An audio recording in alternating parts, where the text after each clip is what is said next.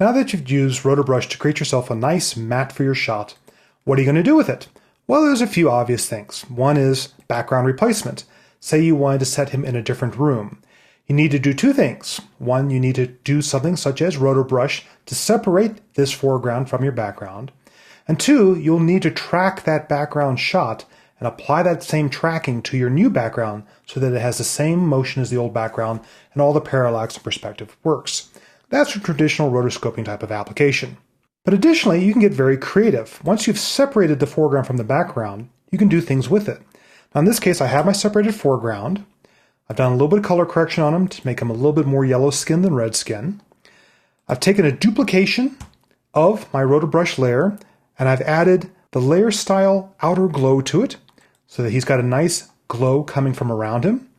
Then I've taken another copy of the background and just turned it into a black and white image and played with its levels a little bit to go ahead and put a colored version of him over a black and white background. Now we're all familiar with movies and commercials where, say, the actors are in color, black and white, while the background's different. You need to put a magical glow around someone. This is all good stuff that you can use Roto Brush for. But you can also think of Roto Brush as being much more specialized and much more localized in what you do. I'm going to turn these other guys off for now. I'm going to turn off these black and white effects. Let's say that our director says, you know, he looks just a little too old. He has a few too many wrinkles in his face, particularly around the eyes. Could you go in and just smooth out his skin a little bit? Normally, this would require a lot of hand masking to create what some people call power windows based on some color correction suites to create a mask just for his face.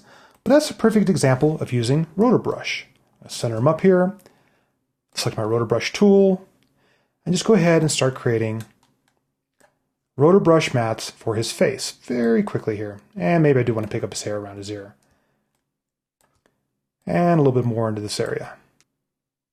Pretty quick Roto Brush mat. And it automatically tracks from frame to frame. Once I have that, turn off my propagation boundary, I can apply other effects. And we got a few different blur tools. In addition to normal fast blur, etc., we do have things like smart blur that keeps the sharp areas sharp and blurs just the wrinkly areas like his face. And again, I probably want to back off way from that level. It's a little bit around that direction. And I'd finish off this composite by feathering the edge and enabling Refine Matte. So you can use Roto Brush to create these really quick mats to go ahead and selectively alter parts of the image. And of course, another thing you can do is just use it to create silhouettes. Another fun effect you see in some commercials, movies, etc. is just have silhouettes of people moving in the background. Well, rather than having to hand mask real footage or try to animate masks to make them look like people, shoot some footage, quickly do a Roto Brush on them, create a black and white image, generous feathers, smooth edges, you've got a nice silhouette.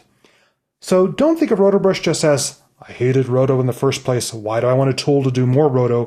Think of it as all these tasks where I just wished I could get a quick mat.